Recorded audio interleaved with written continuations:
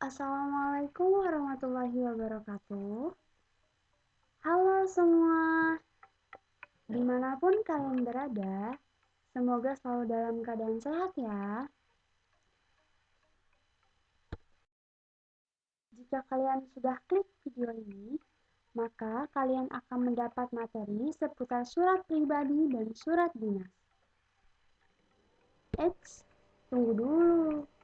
Sebelum itu, perkenalkan, namaku Dian Regita Nadira dengan NIM 22221996, kelas 4C, Program Studi Pendidikan Bahasa Indonesia Universitas Sultan Ageng Tirtayasa.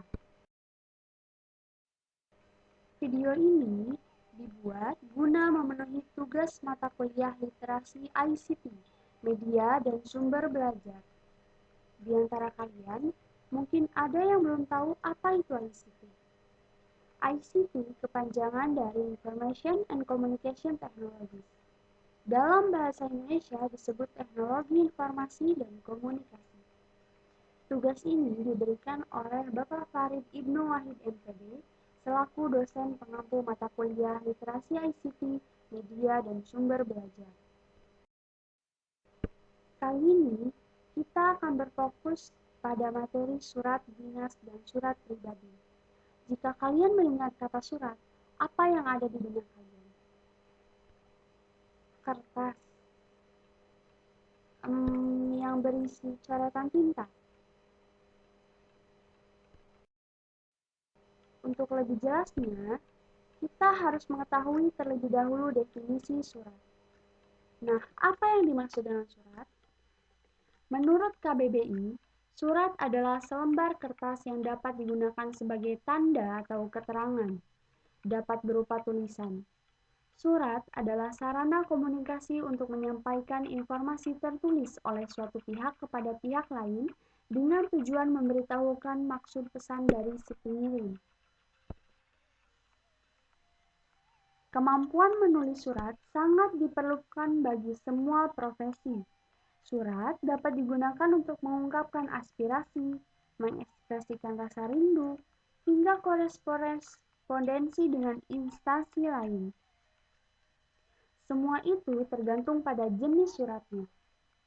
Maka, kita lanjut untuk membahas jenis-jenis surat, diantaranya ialah surat pribadi dan surat dinas. Pembahasan yang pertama yaitu surat pribadi.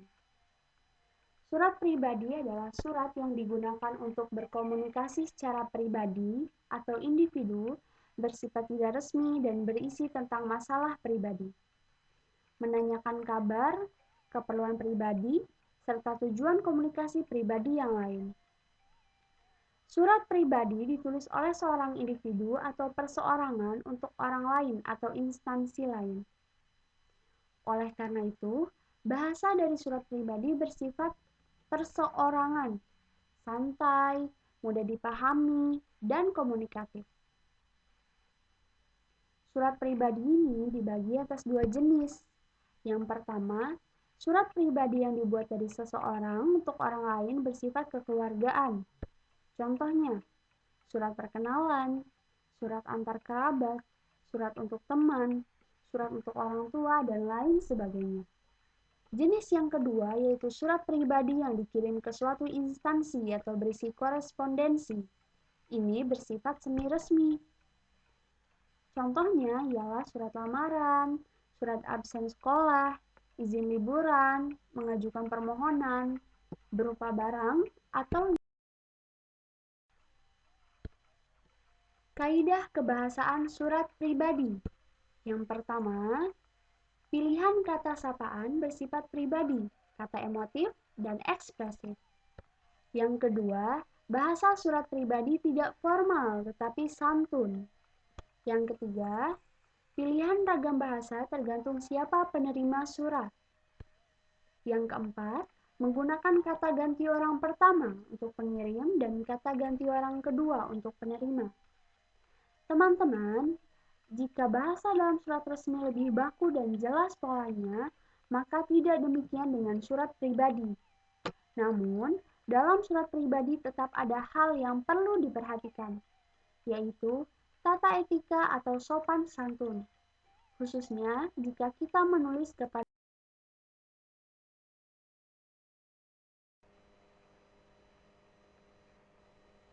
Selanjutnya yaitu mengenai unsur-unsur surat pribadi. Di sini terlihat contoh surat pribadi. Surat yang ditujukan dari seorang anak kepada orang tuanya. Seperti yang kita lihat pada contoh tersebut, bahasa yang digunakan dalam surat pribadi biasanya menggunakan bahasa percakapan sehari-hari. Unsur surat pribadi terdapat 6 macam. Yang pertama, tempat dan tanggal penulisan surat. Berisi Jakarta 9 September 2016. Unsur yang kedua yaitu tujuan surat. Berisi untuk orang tuaku tercinta di Yogyakarta. Unsur yang ketiga yaitu salam pembuka. Di sini berisi Assalamualaikum warahmatullahi wabarakatuh. Dan yang keempat, isi surat. Isi surat di sini berisi apa kabar Pak, Bu? Mudah-mudahan Bapak dan Ibu dalam keadaan sehat walafiat. Di sini Ananda dan keluarga baik dan sehat juga. Ananda sangat rindu kepada Bapak dan Ibu di Yogyakarta. Kapan Bapak dan Ibu pulang ke Jakarta? Tolong kabarkan jika Bapak dan Ibu akan pulang ke Jakarta. Ananda dan keluarga di sini akan menunggu kedatangan Bapak dan Ibu. Sekian dulu surat dari Ananda. Ananda tunggu balasan surat dari Bapak dan Ibu. Kemudian, lanjut ke unsur yang kelima yaitu salam penutup. Salam penutup di sini berisi wassalamualaikum warahmatullahi wabarakatuh. Dan unsur yang terakhir yaitu identitas pengirim surat.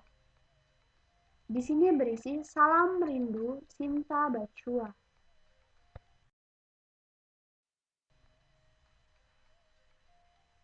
Selanjutnya mengenai surat resmi atau surat dinas. Surat dinas adalah surat yang dikirim oleh suatu instansi atau lembaga kepada perseorangan atau ke instansi yang lain berisi hal-hal kedinasan. Contoh dari surat dinas adalah surat undangan, surat jual beli, surat perjanjian, nota dinas, dan lain-lain. Menurut Kamus Besar Bahasa Indonesia atau KBBI, surat resmi adalah surat yang diterbitkan oleh instansi pemerintah atau instansi resmi lainnya. Surat resmi hanya dapat ditulis oleh satu organisasi kepada organisasi atau individu yang lain. Oleh karena itu, terdapat kop surat dan nomor surat pada surat resmi tersebut. Jika membahas kaidah kebahasaan pada surat resmi, ada 3 macam. Yang pertama, pilihan kata sapaan bersifat formal. Yang kedua, bahasa ragam baku. Yang ketiga, kata yang dipilih mengandung makna sebenarnya atau denotatif, bukan kata kiasan. Nah, teman-teman, dalam penulisan surat dinas ada beberapa hal yang harus diperhatikan, yaitu penggunaan bahasanya. Namun, bahasa yang digunakan pada surat dinas ini tidak memerlukan bahasa yang bertele-tele. Gaya bahasa dari surat resmi lebih singkat, jelas, dan berpola tetap. Tujuan dari surat resmi adalah untuk mengeluarkan pemberitahuan izin, pengumuman, penugasan, dan lain sebagainya. Biasanya diberikan kepada staf instansi atau organisasi yang terkait. Selanjutnya mengenai fungsi surat dinas. Yang pertama, sebagai sarana informasi atau pemberitahuan hal-hal khusus dari satu pihak kepada pihak lainnya. Kedua, sebagai alat untuk mengingatkan penerima, baik itu individu, organisasi, atau lembaga. Yang ketiga, Sebagai pedoman kerja dalam melaksanakan kegiatan, surat formal memuat langkah-langkah kerja untuk tujuan tertentu. Berikutnya, yaitu sebagai bukti sejarah dan bukti kronologis, yaitu dokumenter. Ini juga memungkinkan fungsi korespondensi resmi di pembahasan selanjutnya mengenai ciri surat dinas. Terdapat 6 macam. Yang pertama, memakai aturan bahasa Indonesia dan ejaan yang disempurnakan. Yang kedua, header berisi nama organisasi yang mengeluarkan surat resmi tersebut. Yang ketiga, ditulis dengan bahasa yang pendek, ringkas, dan efektif, serta mudah dimengerti. Yang keempat, tidak menggunakan bahasa implisit, tetapi bahasa eksplisit, dan diproduksi dalam format tertentu. Yang kelima, selalu mencantumkan nomor surat, subjek, tanggal, alamat tujuan, dan lampiran, jika ada. Artinya ini bersifat opsional. Yang keenam, beberapa kasus, perangko khusus dilampirkan. Dimulai dan diakhiri salam dengan soal. Pembahasan selanjutnya yaitu jenis-jenis surat dinas. Terdapat 3 macam. Yang pertama, surat pemerintah. Surat pemerintah merupakan surat resmi yang terutama dipergunakan oleh instansi pemerintah untuk kepentingan administrasi pemerintahan.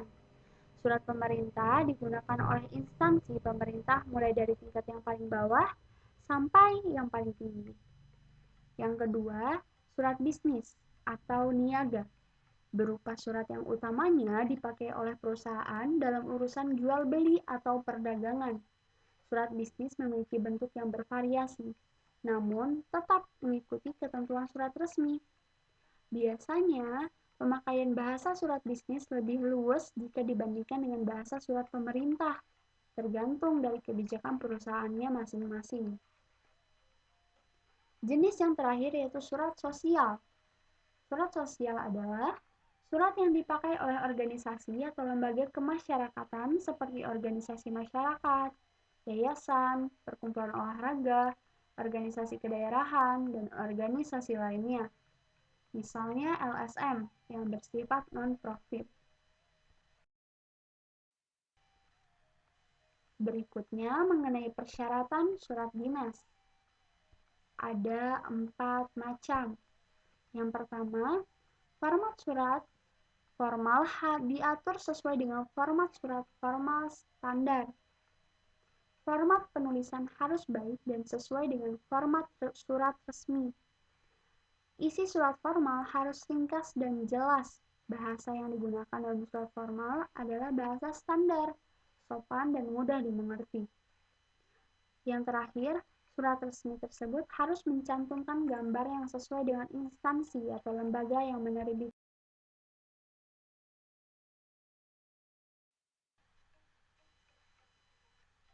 Nah, ini merupakan contoh surat dinas. Surat dinas ini berjudul Panitia Kegiatan Perkemahan Sabtu dan Minggu Persami, Pramuka SMP Mutiara Harapan 1 Tuban. Perlu kalian ketahui bahwa surat dinas terdapat 11 macam unsur. Yang pertama, kepala surat atau kop surat. Nah, kop surat ini mengacu pada judulnya, yaitu Panitia Kegiatan Perkemahan Sabtu dan Minggu Persami Pramuka SMP Mutiara Harapan 1 Tuban. Yang kedua, nomor surat. Nomor surat ini mengacu pada nomor 08-K-UKS. Yang ketiga, tanggal surat. Tanggal surat biasanya disisipkan di paling kanan. Tanggal surat di sini mengacu pada 23 November 2015. Kemudian, yang keempat, lampiran surat. Lampiran di sini berisi satu berkas. Kemudian, perihal surat. Perihal di sini mengacu pada permohonan izin. Yang keenam, alamat surat. Alamat surat ini ditujukan pada yang terhormat Wali Murid Sofia Nazila di Tuban. Dilanjutkan dengan salam pembuka. Salam pembuka bisa diawali dengan kalimat dengan hormat. Kemudian, unsur berikutnya yaitu isi surat. Isi surat ini ialah yang paling penting dan paling pokok di antara yang lain. Isi surat dalam contoh di sini yaitu dalam rangka upaya untuk lebih mengenal lingkungan pantai dan membantu pelestarian lingkungan, Pramuka SMP Mutiara Harapan 1 akan mengadakan perkemahan Sabtu dan Minggu pada tanggal 5 sampai dengan 6 Desember 2015 di kawasan Pantai Kelapa, Tuban. Oleh sebab itu, kami memohon kepada Bapak dan Ibu untuk mengizinkan putra-putrinya mengikuti kegiatan persami tersebut. Sebagai bahan pertimbangan, kami lampirkan jadwal kegiatan. Nah, berikutnya yaitu penutup surat. Berisikan terima kasih atas perhatian dan izin Bapak dan Ibu. Kemudian salam penutup dan identitas pengirim. Salam penutup diawali dengan kalimat hormat kami. Kemudian diikuti dengan identitas pengirim, yaitu berupa tanda tangan. Orang selanjutnya yaitu perbedaan antara surat dinas dan surat pribadi. Di tabel ini terlihat jelas sekali ada 6 unsur pembeda. Yang pertama, kebahasaan. Surat pribadi, bahasa yang digunakan tidak baku, tapi tetap sopan. Sedangkan surat dinas, bahasanya menggunakan kata yang baku dengan pola yang jelas. Unsur pembeda yang kedua yaitu penulis atau pengirim surat. Surat pribadi ditulis dan dikirim pada orang lain, antara orang pertama, pengirim, dan orang kedua, penerima. Surat dinas ditulis oleh suatu lembaga atau instansi yang ditujukan kepada lembaga lain. Unsur pembeda yang ketiga yaitu tujuan mengirim surat. Surat pribadi mengirim surat untuk tujuan masalah pribadi atau masalah perseorangan seperti menanyakan kabar, sedangkan surat dinas mengirim surat untuk kepentingan formal atau resmi. Unsur pembeda yang keempat yaitu nama dan tanda tangan. Nama yang tertera adalah penulis surat beserta tanda tangannya pada surat pribadi, sedangkan pada surat dinas, nama yang tertera adalah penulis surat dan orang yang memperkuat suratnya. Unsur pembeda yang kelima yaitu struktur surat. Surat pribadi, alamat dan tanggal surat, salam pembuka, kalimat pembuka, isi penutup surat, dan salam akhir. Sedangkan pada surat dinas, strukturnya yaitu kod surat, nomor surat, tanggal surat, lampiran, perihal, alamat surat, salam pembuka, isi surat, paragraf, nama, dan tanda tangan penulis, dan orang yang memperkuat surat tersebut. Unsur pembeda yang terakhir yaitu isi surat. Surat pribadi, masalah pribadi atau individu antara orang yang satu dengan yang lainnya. Sedangkan surat dinas, kepentingan resmi atau formal antar instansi. Nah, kita sudah berada pada penghujung materi. Setelah diulas semua mengenai perbedaan antara surat dinas dan juga surat pribadi, pengertiannya, cirinya, fungsinya, bahkan contohnya, dapat ditarik kesimpulan bahwa surat pribadi dan surat dinas merupakan salah satu alat komunikasi yang biasa digunakan untuk kepentingan tertentu. Ada beberapa patokan untuk membedakan jenis surat. Ada yang dibedakan menjadi surat formal, berupa surat dinas atau surat resmi, dan surat informal yaitu surat pribadi sesuai dengan bentuknya. Beberapa orang membedakan jenis surat berdasarkan tujuannya, seperti surat kuasa, surat pernyataan, surat rekomendasi, dan surat pengunduran diri. Inilah perbedaan antara surat pribadi dan surat resmi. Terima kasih teman-teman yang sudah menonton video ini. Semoga video ini dapat bermanfaat bagi kita semua, terutama bagi dunia pendidikan. Akhir kata, wassalamualaikum warahmatullahi wabarakatuh.